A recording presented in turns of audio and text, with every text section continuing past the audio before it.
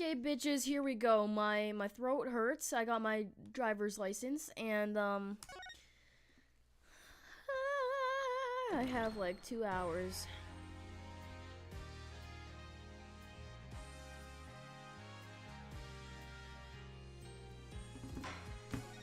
Here we go.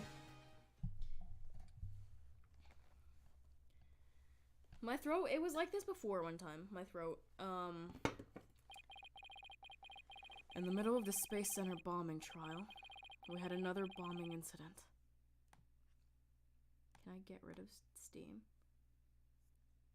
Die, Steam. No, don't die. This one destroyed courtroom number 4. Furthermore, Apollo suffered massive injuries from being there when the bombs went off. Talk faster, Phoenix!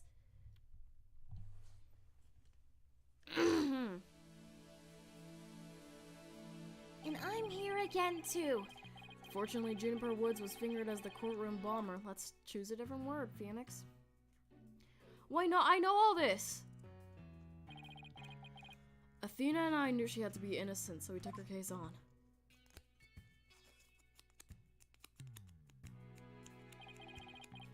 We managed to clear Miss Wood's name.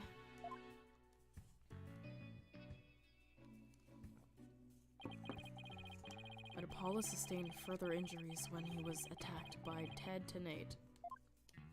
He got Cosima. Who am I? No! He lost his memories!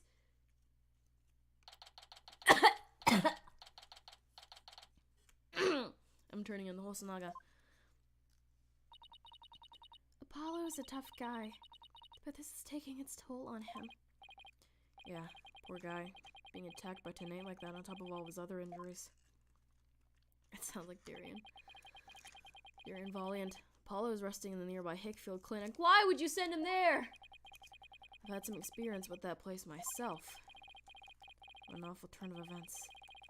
Never thought he'd land in a hospital of all places. You must miss him too, huh? Now that you don't have anybody to tease. Don't worry, he's young. He'll heal quickly and be back before you know it.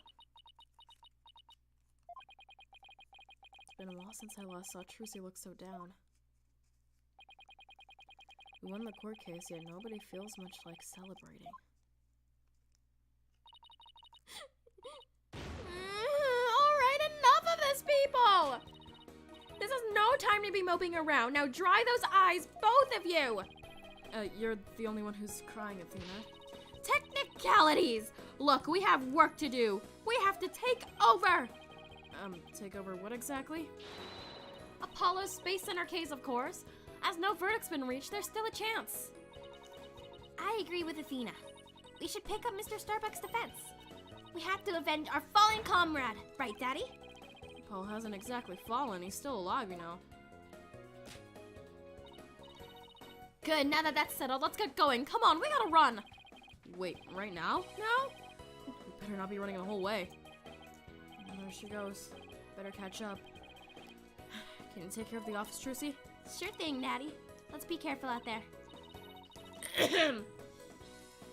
God. In the meantime, I'm going to bake some cookies and fill up my magic panties for you. And Trucy seems to be feeling a little better. Can always count on Athena to perk everyone up with her enthusiasm. Oh, she's back. Don't mind me, I just forgot a few things. Wallet, phone, my documents, bag. Sounds like you forgot everything. Can always count on Athena for that, too. Alright, you two, let's be careful out there. Don't get Cosima, I swear to God.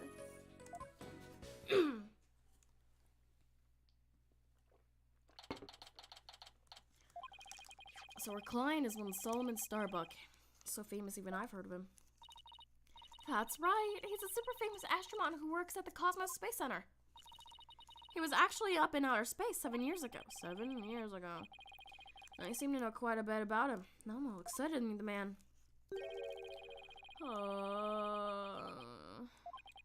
Wow, that was the longest sigh I've ever heard. And I know Larry. Apollo told me about you. You're Phoenix Wright, Apollo's mentor, right? Yes, that's right. Huh. Mentor has a nice ring to it. Don't worry about a thing, Mr. Starbuck. Mr. Wright and I have got you covered. I want Starbucks and I'm getting it tomorrow. And you're the new kid that Apollo told me about. Wait, don't I know you from somewhere? Huh? You mean other than your trial? I don't think so. I guess so. My mistake. My memory isn't what it used to be. My mind and body are kaput. Same goes for my life. I mean, I'm astronomically unlucky that I had a bomb go off in the middle of my trial. Trying to defend me would be like trying to enter the stratosphere without a spacecraft. Yikes. He seriously gotta stop depressing himself. Cheer up, Mr. Starbuck. Besides, thing you said about entering the stratosphere, that just means we'd shine like shooting stars, right? Like shooting stars, huh? You know what? You're right. Why didn't I think of that? After all, that's what we put on this earth to do, huh? To shine like stars. I guess I should mention that shooting stars were not in the Flash. Oh yeah, here we go! 3, 2, 1! To the stratosphere and beyond! Yeah, I feel alive now. You can go ahead and ask me anything you want. Is that really all it takes? So you have no memory at all of the incident? I'm so ashamed. My memory of the time is black and clouded as dark nebula. Still, it's strange you don't remember a thing. Are you sure you didn't take one of those anti-anxiety pills like they said at the trial?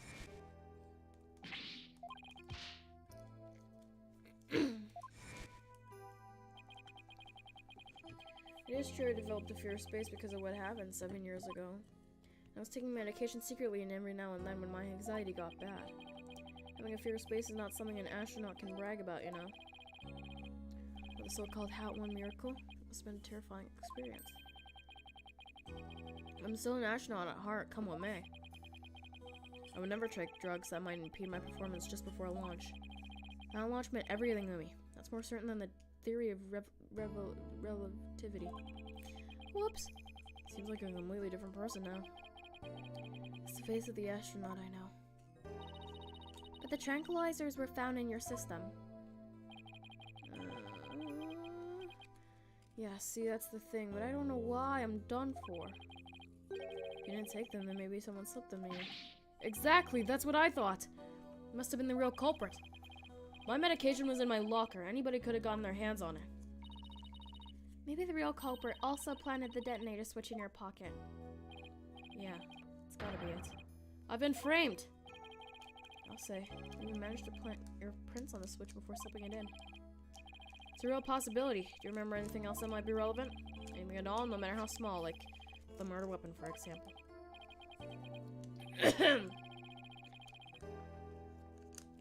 Knife, I think it came from one of the outer space utility kits. Utility kits? Yeah, staff who work on machinery a lot are given these special toolkits to use. All the technicians have them, so I doubt you could prove whose knife it is.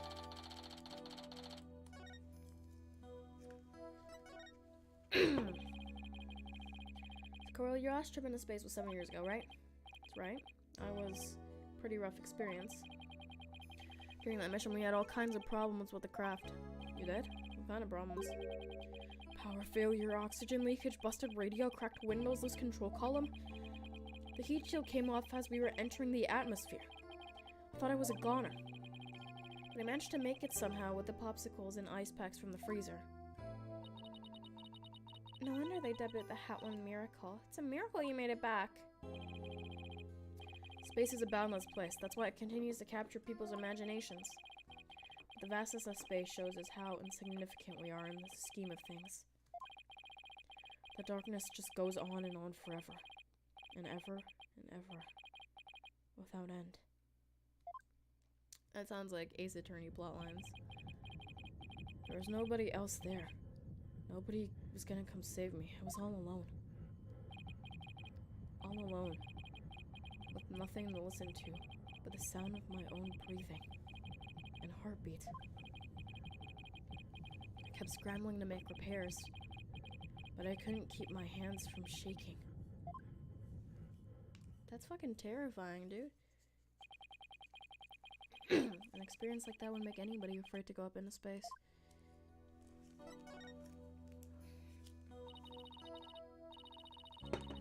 The experience you had, weren't you dreading this mission? What? No way. Of course not. But now I want to go up into space so bad I can barely stand it. I'm gonna shake off Earth's gravity at escape velocity and spin around weightless. But you have to admit, it was pretty harrowing. Weren't you a tiny bit afraid? I was afraid. Of course I was. Still am. Space is a man's final frontier. An unknown world. The cosmic truth is out there waiting for us somewhere. The cosmic truth, huh? I guess there are people looking for the truth in every way of life, walk of life. No matter how afraid I am, I'm sure I can manage.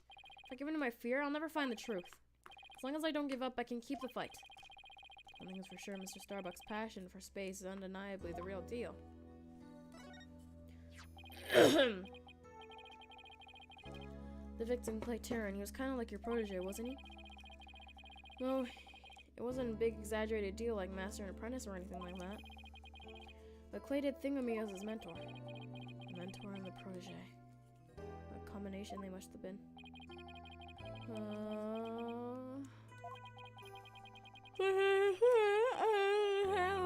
Sorry, I knew I could get over my fear and go back into space. But now... Clay must have been very encouraging, huh? Yeah, it's funny, really. Whenever I'd hear him shout, "You're fine!" I always got the feeling everything really was gonna be just fine. My Kleenex. You're fine? Apollo says I'm fine, and you're fine all the time, too. I always feel encouraged, too, whenever I hear him shout it. Yeah, Clay and Apollo were best buds. Oh my gosh. They used to visit the Space Center a lot ever since they were high school kids. One day out of the blue, Clavin told me he wanted to be my protege. I was too hung around the Space Center so much, it was like they were part of the staff. One time during Zero-G training, I started to panic a little bit. And the two of them took turns shouting, "You're fine," over the radio. It was a simple thing, but it was exactly what I needed to hear. So I'm fine and you're fine were like Apollo and Clay's secret phrases, huh? I wish I could ask Apollo more about Clay and their relationship now. Speaking of Clay, how do you suppose he climbed down the ladder with you over his shoulder?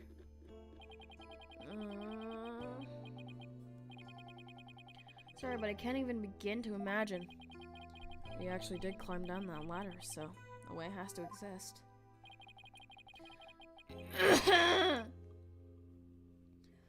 From the freedom of space to the walls of a cell.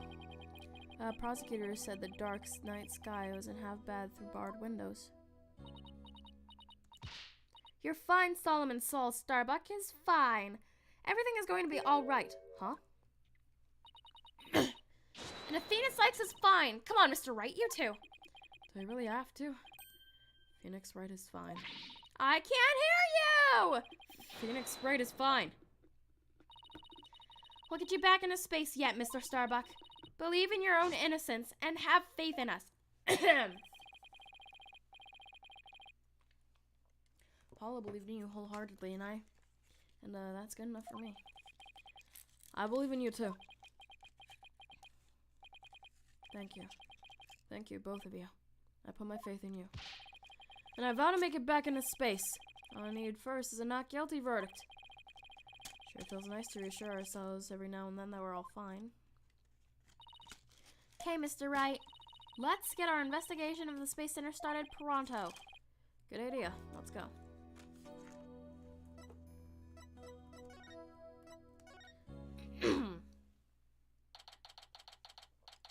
This is a fucking theme park. Oh, I was wondering what kind of place the Space Center would be. Almost looks like an amusement park of the future. Yeah, do you know they even let the public see their rockets up close? Oh, so check it out. Look how brightly the Gaxa. Yeah. Lovely. Stars. It's like, it looks like, it makes me think of NASA. Like, I think that's the point. But we're at the whole thing with Galaxy Exploration Agency. If you ask me, I would have abbreviated to GAXA or Gaia. I guess so. Oh, I know. Maybe the person who came up with the name just really likes the letter Y. Exchange is beginning to feel oddly like deja vu. Anyway, this place is more than just a research facility. It's also a tourist attraction.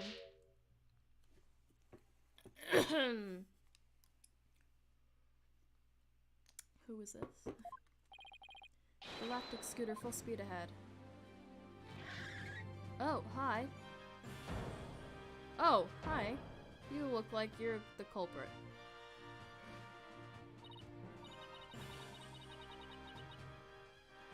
Yikes. Who's this geezer and what does he want? Why do he have a full fanfare playing behind him? Look up upon me and look well. Behold the great power of space science. Pardon me, but you are? My glorious name is Yuri Cosmos. I'm the director of the Cosmos Space Center. The center of the cosmos. Boss, that was pretty groan-inducing. This person is the Space Center's director, then that means... Aha! So you were the first to discover Clay's body, weren't you? And who was the first to find the victim? Actually, there were two of them.